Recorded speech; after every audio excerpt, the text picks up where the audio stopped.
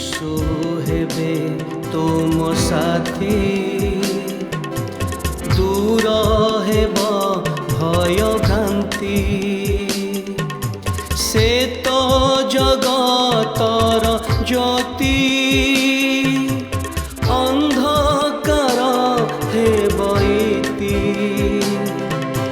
ପ୍ରାତ ଜ୍ୟୋତି, ପ୍ରାତ ଜ୍ୟୋତି, জীবনে জড়াও প্রাত জ্যোতি। প্রিয় বন্ধু নমস্কার। Church of Christ union church Bhubaneswar आनुकूल्य यूट्यूब चैनल रे नियमित प्रसारित होता विशेष कार्यक्रम प्रात ज्योति। এই প্রাত জ্যোতি କାର୍ଯ୍ୟକ୍ରମକୁ ପ୍ରଭୁଙ୍କ ନାମରେ ଆପଣମାନଙ୍କୁ ସ୍ୱାଗତ କରୁଅଛି। ଏହି କାର୍ଯ୍ୟକ୍ରମ ଦେଖିବା ଦ୍ୱାରା ଏବଂ ଈଶ୍ୱରଙ୍କର ବାକ୍ୟ ଶୁଣିବା ଦ୍ୱାରା ଜୀବନରେ ଆପଣ ଆଶୀର୍ବାଦ ପ୍ରାପ୍ତ ହେଉଅଛନ୍ତି, ସେଥିପାଇଁ ଆମେ ଆନନ୍ଦିତ ଏବଂ ପ୍ରଭୁଙ୍କୁ ଧନ୍ୟବାଦ ଦେଉଛୁ। ତତ୍ସଙ୍ଗେ ସଙ୍ଗେ ଆପଣଙ୍କ ନିକଟରେ ମଧ୍ୟ କୃତଜ୍ଞ ହେଉଛୁ। ଆମମାନଙ୍କର ଗୋଟିଏ ମାତ୍ର ଉଦ୍ଦେଶ୍ୟ, ଆପଣଙ୍କ ଜୀବନରେ ଆଶୀର୍ବାଦ ଆସୁ, ଈଶ୍ୱରୀୟ ଜୀବନ ଆପଣ ପାଆନ୍ତୁ ଏବଂ ଈଶ୍ୱରଙ୍କ ଠାରେ ଥିବା ସେ ଆଶୀର୍ବାଦ ଗୁଡ଼ିକ ଆପଣଙ୍କର ହେଉ। ସେହି ଉଦ୍ଦେଶ୍ୟରେ ଆମେ ପ୍ରତି ପ୍ରଭାତରେ ଏହି କାର୍ଯ୍ୟକ୍ରମକୁ ଜାରି ରଖିଅଛୁ।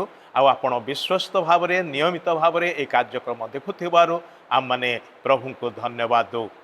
ଭାଇ ଭଉଣୀମାନେ, ଗୋଟିଏ ଅନୁରୋଧ, ଏହି କାର୍ଯ୍ୟକ୍ରମକୁ ଆପଣଙ୍କ ଠାରେ ସୀମିତ ରଖନ୍ତୁ ନାହିଁ।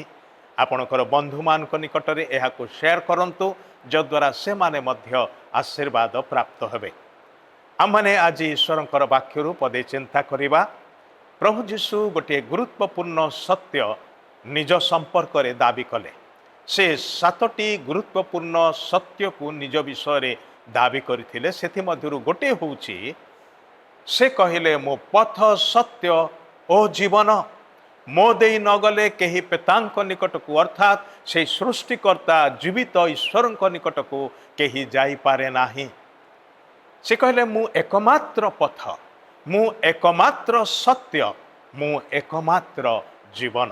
କୌଣସି ବ୍ୟକ୍ତି ନିଜ ସମ୍ବନ୍ଧରେ ଏ ପ୍ରକାର ସତ୍ୟତାକୁ ଦାବି କରିନାହାନ୍ତି, କାରଣ କଥାରେ କହିବା ଏବଂ କାର୍ଯ୍ୟରେ ପରିଣତ କରି ଦେଖାଇବା ମଧ୍ୟରେ ଆକାଶ ପାତାଳ ତଫାତ ଥାଏ। ଏହି ବିଷୟଟାକୁ ସମସ୍ତେ କେହି ବି ଦାବି କରିପାରିବେ ନାହିଁ ପ୍ରଭୁ ଯୀଶୁ ଖ୍ରୀଷ୍ଟଙ୍କ ଛଡ଼ା। କାରଣ ପ୍ରଭୁ ଯୀଶୁ ଯେତେବେଳେ କହିଲେ, ମୁଁ ଏକମାତ୍ର ପଥ, ମୁଁ ଏକମାତ୍ର ସତ୍ୟ, ମୁଁ ଏକମାତ୍ର ଜୀବନ, ସେଥିରେ ବାସ୍ତବତା ଅଛି। ସେ ହିଁ ସମସ୍ତଙ୍କର ଜୀବନର ଉତ୍ସ ଅଟନ୍ତି ଏବଂ ତାଙ୍କଠାରେ ସତ୍ୟତା ଅଛି। ସେ ନିଜେ ସତ୍ୟ ଅଟନ୍ତି ଏବଂ ତାହାଙ୍କଠାରେ ହିଁ ଜୀବନ ଅଛି।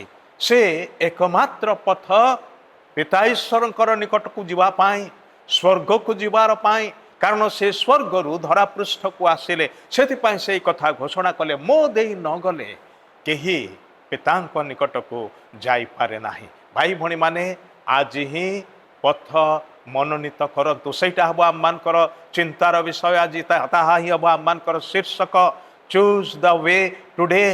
ଆଜି ଆପଣଙ୍କର ଜୀବନର ଗତି, ଆପଣଙ୍କର ଜୀବନର ପଥକୁ ମନୋନୀତ କରନ୍ତୁ। ଯେତେବେଳେ ପ୍ରଭୁ ଯୀଶୁ ସ୍ୱର୍ଗର ପଥ ନେଇକି ଠିଆ ହେଇଛନ୍ତି, ନିଜେ ସେଇ ପଥ ସାଜି ଠିଆ ହେଇଛନ୍ତି ଆପଣଙ୍କ ସମ୍ମୁଖରେ, ଆପଣ କ'ଣ ସଂସାରର ପଥକୁ ବାଛିବେ କି? ପ୍ରଭୁ ଯୀଶୁ ଏ କଥା କହିଲେ, ଦୁଇଟି ପଥ ଅଛି। ଗୋଟିଏ ପଥ ସଂକୀର୍ଣ୍ଣ ଦୁର୍ଗମ ପଥ, ତାର ଦ୍ୱାର ସଂକୀର୍ଣ୍ଣ ଅଟେ, ଆଉ ତାହା ଜୀବନକୁ ଘେନିଯାଏ, ଆଉ ସେଥିରେ ଯାଉଥିବା ଲୋକ ଅଳ୍ପ ମାତ୍ର। ଅପରପକ୍ଷରେ ଆଉ ଗୋଟିଏ ବାଟ ଅଛି, ତାର ଦ୍ୱାର ବହୁତ ପ୍ରଶସ୍ତ, ତାର ରାସ୍ତା ମଧ୍ୟ ବହୁତ ଚଉଡ଼ା ଏବଂ ଅନେକ ସଂଖ୍ୟକ ଲୋକ ସେଇ ବାଟରେ ଯାଉଛନ୍ତି। କିନ୍ତୁ ପରିତାପର ବିଷୟ ହେଲା ଏହା ଯେ ସେଇ ବାଟଟି ଅନନ୍ତ ବିନାଶ ଆଡ଼କୁ କଢ଼େଇ ନେଉଛି। ବର୍ତ୍ତମାନ ବଡ଼ ସୁଖର ସ୍ୱପ୍ନ ସବୁ ସେଠାରେ ଦେଖାଯାଉଛି।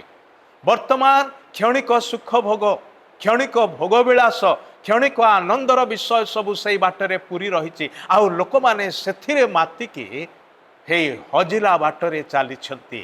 ଶେଷରେ ଯେ ମୃତ୍ୟୁ ବିନାଶ ଅପେକ୍ଷା କରିଛି, ସେ ବିଷୟରେ ସେମାନେ ସଚେତନ ନୁହନ୍ତି। ପ୍ରଭୁ ଯୀଶୁ କହିଲେ, ମୋ ପଥ, ମୋ ସତ୍ୟ ଆଉ ଜୀବନ, ମୁଁ ତୁମର ସମ୍ମୁଖରେ ଠିଆ ହେଇଛି। ତୁମେ ସଂସାରର ପଥକୁ, ଦିଆବଳର ପଥକୁ, ଶୟତାନର ପଥକୁ ବାଛ ନାହିଁ, ମୃତ୍ୟୁର ପଥକୁ ବାଛ ନାହିଁ, ମୋତେ ମନୋନୀତ କର। ଜୀବନ ପାଇବ। ଆଜି ହିଁ ଆପଣ ସେଇ ପଥ ମନୋନୀତ କରନ୍ତୁ। ନିଷ୍ପତ୍ତି ଏବଂ ତତ୍ପର ନିଷ୍ପତ୍ତି, ଚଞ୍ଚଳ ଭାବରେ ଏ ନିଷ୍ପତ୍ତି ନେବା ଦରକାର। କାରଣ ଏଇଟାକୁ ବିଳମ୍ବ କଲେ ଆପଣ ହୁଏତ ଜୀବନ ନିମନ୍ତେ ନିଷ୍ପତ୍ତି ଆଉ କେବେ ବି ନେଇପାରିବେ ନାହିଁ। କାରଣ ମୃତ୍ୟୁ କେବେ କହିକି ଆସେ ନାହିଁ। ଆଉ ଥରେ ମୃତ୍ୟୁ ଆସିଲେ ଆପଣଙ୍କର ସବୁ କିଛି ସରିଯାଏ ଏ ଜଗତରେ, ଆଉ କିଛି ହିଁ ରହେ ନାହିଁ। ଆପଣ ଆର ଜଗତକୁ ସ୍ଥାନାନ୍ତରିତ ହୁଅନ୍ତି। ଆଉ ସେ ଆର ଜଗତରେ ଦୁଇଟି ବିଷୟରୁ ଗୋଟିଏ ଆପଣଙ୍କ ପାଇଁ ଅପେକ୍ଷା କରେ। ଗୋଟିଏ ହେଉଛି ସ୍ୱର୍ଗ, ଯହିଁରେ ଈଶ୍ୱର ବାସ କରନ୍ତି। ଆଉ ଗୋଟିଏ ହେଉଛି ନରକ, ଯାହା ଦଣ୍ଡର ସ୍ଥାନ ଅଟେ, ଯନ୍ତ୍ରଣାର ସ୍ଥାନ ଅଟେ। ତେବେ ଯଦି ଆପଣ ସେ ଈଶ୍ୱରଙ୍କର ନିକଟକୁ ଯାଉଥିବା ବାଟକୁ ଯଦି ବାଛି ନାହାନ୍ତି, ତାହେଲେ ଆପଣ ମୃତ୍ୟୁର ବାଟରେ ଚାଲିଛନ୍ତି, ସର୍ବନାଶର ବାଟରେ ଚାଲିଛନ୍ତି। ଆଉ ସେଇଟା ଆପଣଙ୍କୁ ନରକକୁ ନେଇଯିବ, ସ୍ୱର୍ଗକୁ ନେଇପାରିବ ନାହିଁ। ଭାଇ ଭଉଣୀମାନେ ଅନେକ ଗୋଟେ ଭୁଲ କରନ୍ତି। ତାହା ହେଉଛି କ'ଣ? ଆଜି ନୁହେଁ ଆସନ୍ତାକାଲି। ଏଇଟା କାହାର ମିଛ କଥା ଜାଣନ୍ତି କି? ଏଇଟା ଆପଣଙ୍କ ନିଜର କଥା ନୁହେଁ। ଶତ୍ରୁ ଶୟତାନ ଆପଣଙ୍କର ବିନାଶକୁ ଉଦ୍ଦେଶ୍ୟପୂର୍ଣ୍ଣ ଭାବରେ ଇଚ୍ଛା କରିକି ଚାହିଁକି ଆପଣଙ୍କ ମୁଣ୍ଡରେ ତାହା ପୂରେଇଛି। ଆରେ ଆଜି ତୁ ଏନ୍ଜୟ କର, ଆସନ୍ତାକାଲି ଦେଖିବୁ।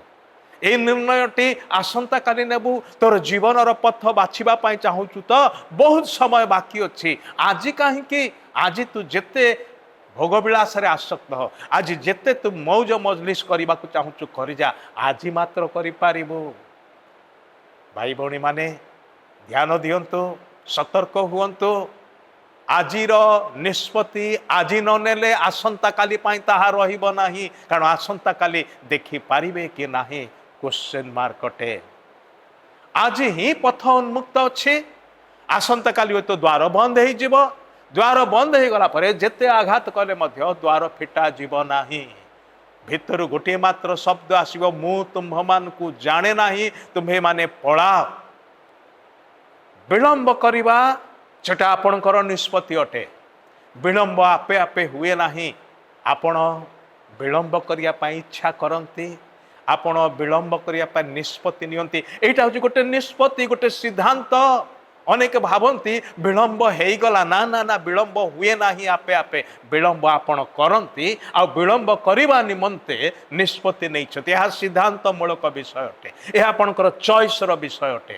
ସାବଧାନ ହୁଅନ୍ତୁ। ଆଜି ପଥ ଖୋଲା ଅଛି। ଆଜି ପ୍ରଭୁ ଯୀଶୁ ଆପଣଙ୍କ ସମ୍ମୁଖରେ ଉପସ୍ଥିତ ଅଛନ୍ତି। ତାହାଙ୍କୁ ମନା କରନ୍ତୁ ନାହିଁ। ଆଜି ହିଁ ଜୀବନକୁ ମନୋନୀତ କରନ୍ତୁ। ଆଜି ହିଁ ପ୍ରଭୁ ଯୀଶୁଙ୍କୁ ହୃଦୟରେ ସ୍ଥାନ ଦିଅନ୍ତୁ। କାରଣ ସେ ହେଉଛନ୍ତି ଏକମାତ୍ର ପଥ, ସତ୍ୟ ଆଉ ଜୀବନ। ପ୍ରଭୁ ଯୀଶୁ କଥା କହିଲେ, ଶତ୍ରୁ ଶୟତାନ ଆସେ ଚୋରି, ବଧ ଆଉ ବିନାଶ କରିବା ନିମନ୍ତେ, ମାତ୍ର ମୁଁ ଆସିଛି ଯେପରି ତୁମ୍ଭେମାନେ ଜୀବନ, ପ୍ରଚୁର ଜୀବନ ପ୍ରାପ୍ତ ହେବ। ଜୀବନ ଯାଚୁଛନ୍ତି ପ୍ରଭୁ ଯୀଶୁ, ବିନା ମୂଲ୍ୟରେ ଯାଚୁଛନ୍ତି। ଆପଣଙ୍କୁ କିଛି କରିବାକୁ ପଡ଼ିବ ନାହିଁ। କୌଣସି ଧର୍ମକର୍ମ, ରୀତି ନିୟମ କିଛି ନାହିଁ। କେବଳ ବିଶ୍ୱାସରେ ନମ୍ରତାର ସହିତ ପାପରୁ ମନ ଫେରେଇକି ପ୍ରଭୁ ଯୀଶୁଙ୍କ ନିକଟରେ ନିଜର ହୃଦୟକୁ ସମର୍ପି ଦିଅନ୍ତୁ, ନିଜର ମନ ଜୀବନକୁ ସମର୍ପି ଦିଅନ୍ତୁ ଏବଂ ତାହାଙ୍କୁ ହୃଦୟ ମଧ୍ୟକୁ ନିମନ୍ତ୍ରଣ କରନ୍ତୁ। ସେ ଆପଣଙ୍କର ଜୀବନରେ ଆପଣା ଜୀବନ, ସେ ସ୍ୱର୍ଗୀୟ ଜୀବନ ସଞ୍ଚାର କରିବେ। ଆସନ୍ତୁ ପ୍ରାର୍ଥନା କରିବା। ପ୍ରିୟ ପ୍ରଭୁ, ଆମମାନେ ତୁମର ଧନ୍ୟବାଦ କରୁଛୁ। ତୁମେ ଆମମାନଙ୍କୁ ପ୍ରେମ କରୁଥିବାରୁ, ମୃତ୍ୟୁରୁ ଅନନ୍ତ ବିନାଶରୁ ଉଦ୍ଧାର କରିବା ଉଦ୍ଦେଶ୍ୟରେ ସ୍ୱର୍ଗ ଛାଡ଼ି ପୃଥିବୀ ପୃଷ୍ଠକୁ ଆସିଲ। ଆମମାନଙ୍କର ପାପ ଯାହା ଆମମାନଙ୍କୁ ନରକକୁ ନେଇଯାଉଥିଲା, ସେଥିରୁ ଉଦ୍ଧାର କରିବା ଉଦ୍ଦେଶ୍ୟରେ, ଆମମାନଙ୍କର ପାପ ସବୁକୁ କ୍ଷମା କରିବା ଉଦ୍ଦେଶ୍ୟରେ କାଲବରୀ କ୍ରୁଶରେ ତୁମେ ଆପଣାକୁ ବଳି ସ୍ୱରୂପେ ଉତ୍ସର୍ଗ କଲ। ତୁମର ପବିତ୍ର ରକ୍ତରେ ହିଁ ଆମମାନଙ୍କର ପାପ କ୍ଷମା ହୁଏ। ଆମମାନେ ପାପରୁ ଧୌତ ଆଉ ପରିଷ୍କୃତ ହେଉ ଏବଂ ତୁମର ଜୀବନ ଆମମାନେ ପ୍ରାପ୍ତ ହେଇଥାଉ। ପ୍ରଭୁ, ପ୍ରତ୍ୟେକ ଭାଇ ଭଉଣୀଙ୍କୁ, ଦର୍ଶକ ବନ୍ଧୁମାନଙ୍କୁ ତୁମ ଚରଣ ତଳେ ରଖୁଛୁ। ପ୍ରଭୁ, ପ୍ରତ୍ୟେକଙ୍କୁ ତୁମେ ଦୟାକର। ଆଜି ହିଁ ତୁମର ସେଇ ପଥ, ତୁମର ସେଇ ଜୀବନ, ତୁମର ସେଇ ସତ୍ୟକୁ ନିଜ ନିମନ୍ତେ ମନୋନୀତ କରିବା ପାଇଁ ସାହାଯ୍ୟ କର। ଏହି ପ୍ରାର୍ଥନା ନିବେଦନ ପରିତ୍ରାଣକର୍ତ୍ତା ପ୍ରଭୁ ଯୀଶୁ ଖ୍ରୀଷ୍ଟଙ୍କ ନାମରେ ଉତ୍ସର୍ଗ କରୁଅଛୁ। ଆମେନ୍। ଧନ୍ୟବାଦ। ପ୍ରଭୁ ଆପଣଙ୍କୁ ଆଶୀର୍ବାଦ କରନ୍ତୁ।